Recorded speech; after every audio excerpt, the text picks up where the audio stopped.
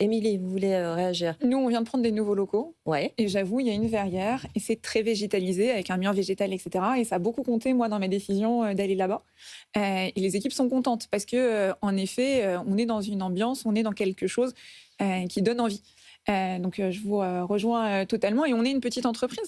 Donc, c'est important de pouvoir aussi travailler dans des bonnes conditions. Et ça aide aussi à faire en sorte que les équipes aient envie d'être au bureau, de passer du temps ensemble. Et ça aide dans le travail.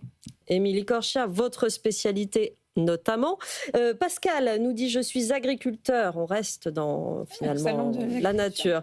Je suis agriculteur. Je sais que mon métier est difficile, mais il est beau. J'aimerais que les gens s'en rendent compte et qu'on puisse montrer tous les aspects positifs de nos métiers. Comment je fais appel à vous pour des idées. Bon, on vient on a vécu le salon de l'agriculture à Paris, mais c'est qu'une fois par an. Comment on fait pour promouvoir ce retour à la nature? On ne peut pas installer que des arbres dans les entreprises. Il faut aussi montrer que ce métier peut être passionnant aux jeunes. Exactement, avec un vrai enjeu. 50% de nos agriculteurs vont partir en retraite dans les 10 prochaines années. Donc, si on veut la souveraineté alimentaire française, il faut donner envie aux nouvelles générations de s'engager dans cette voie-là. Et c'est vrai que c'est une voie qui est beaucoup décriée, sur laquelle on entend que c'est compliqué, que c'est difficile. Et donc, c'est super d'avoir des agriculteurs, et c'est le but du Salon de l'agriculture aussi, c'est de permettre à tout le monde de venir, de voir, d'échanger, de comprendre. C'est parisien. C'est vrai que ça, du coup, ne touche pas tout le monde et c'est 10 jours dans l'année.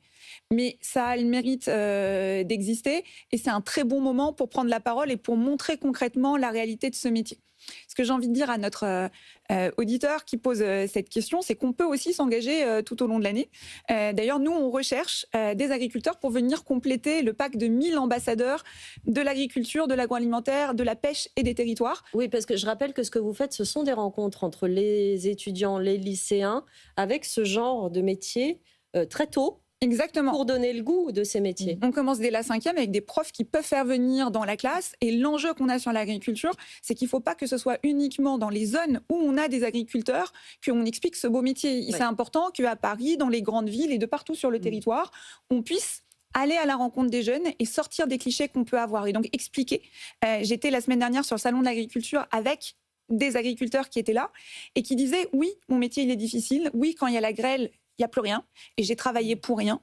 Mais quand ça marche, quand je mange ma pêche et quand je vois les personnes autour qui sont là, je sais pourquoi moi et mon équipe, on a travaillé et c'est une fierté énorme qu'il était très fier de partager avec les personnes qui étaient là. » Et donc, c'est des beaux métiers, c'est des métiers qui sont essentiels, c'est des métiers qui nous nourrissent.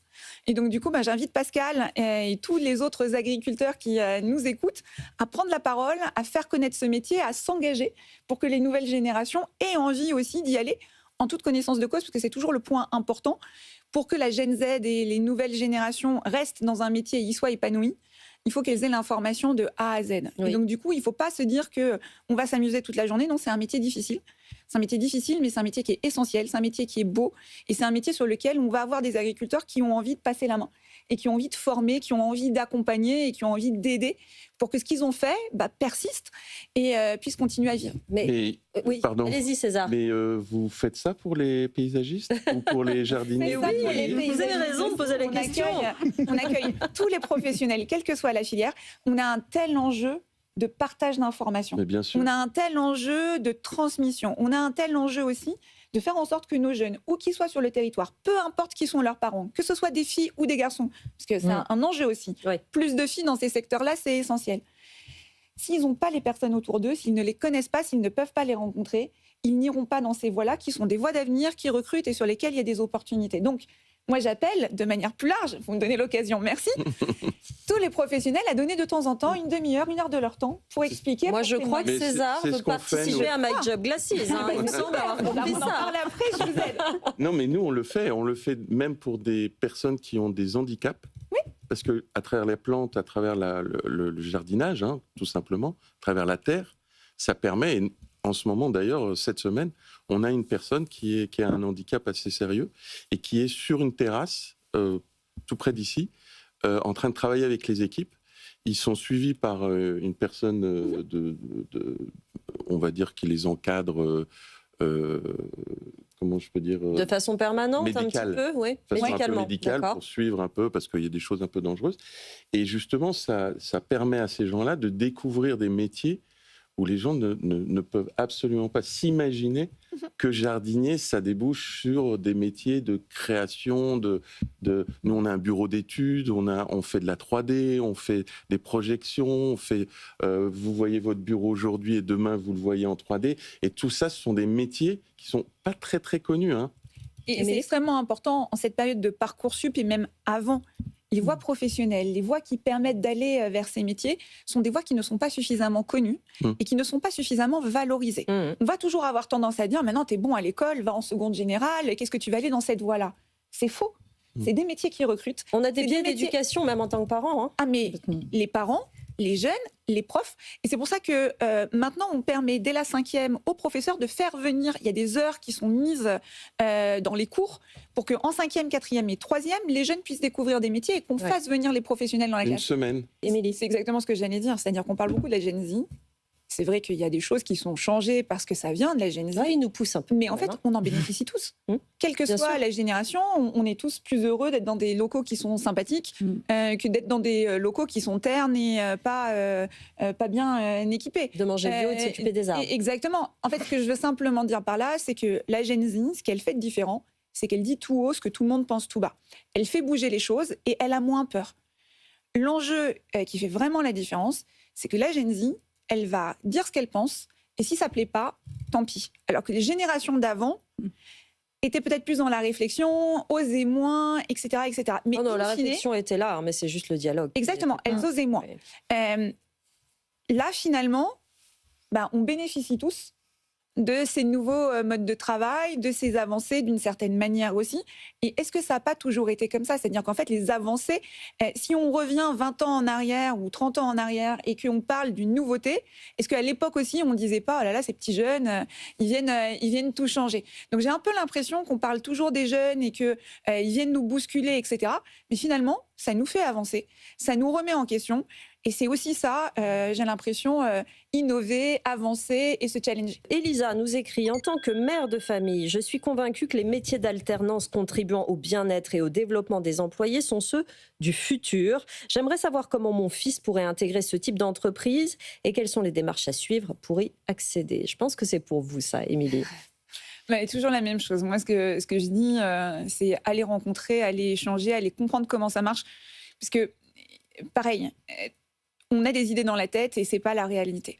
Donc tout ce qu'on peut faire pour connecter finalement et pour permettre d'aller poser la question et pour trouver l'environnement dans lequel on va être bien, les personnes avec qui on a envie d'aller travailler, la mission à laquelle on a envie de répondre, c'est extrêmement important. Un métier dans une entreprise A et une entreprise B, c'est pas le même. Oui. En apprentissage, pas en apprentissage, quel que soit le secteur. Donc, aller rencontrer les gens, s'intéresser, poser des questions, je pense que c'est important. Et maintenant, c'est possible. Donc, soit avec l'école, soit dans le cadre de stages qui sont organisés, etc. Soit, quand on n'a pas de réseau, il y a des plateformes comme les nôtres qui permettent de connecter et de faciliter les choses. Mais généralement, pour bien apprendre, pour que l'expérience, parce que c'est une expérience, soit la plus utile, c'est extrêmement important, quel que soit l'âge, aussi bien pour son enfant qu'une personne en reconversion qui voudrait aller vers un nouveau secteur. Faire des immersions en entreprise, c'est extrêmement important, mais les faire au bon endroit et donc du coup, se renseigner en amont, s'assurer que ça corresponde à son projet, comprendre concrètement comment ça va se passer, qu'est-ce qu'on va vous donner à faire, combien de temps ça va durer, etc. Donc, ne pas hésiter à aller taper aux portes, poser les questions, s'intéresser pour se rassurer le plus possible et avoir un projet qui tienne la route de façon à éviter de ne pas être content. Rencontrer les bons acteurs. Et aller au salon de l'alternance. Exactement. Oui, aller au salon de l'alternance, parce que c'est vrai que nous, en tant que parents, on dit beaucoup de choses. Ça passe pas une certaine limite. Quand c'est dit par des professionnels, dit par des gens qui ont cette expérience, ça passe beaucoup mieux dans la tête des étudiants. Et sur l'alternance, moi, ce que je recommande, c'est d'aller parler avec des alternants, ceux qui sont en train de faire l'alternance en ce moment. Oui. Parce que c'est ceux qui vont aussi vous expliquer comment ils arrivent à gérer leurs cours et leur période en entreprise. Et ils savent mieux en parler que le futur manager ou le tuteur d'alternance. Donc ça, c'est un point important aussi. Justement, étant professeur à l'IESEG, j'anime 2 cours avec des alternants. voilà, en Master 1 et Master 2.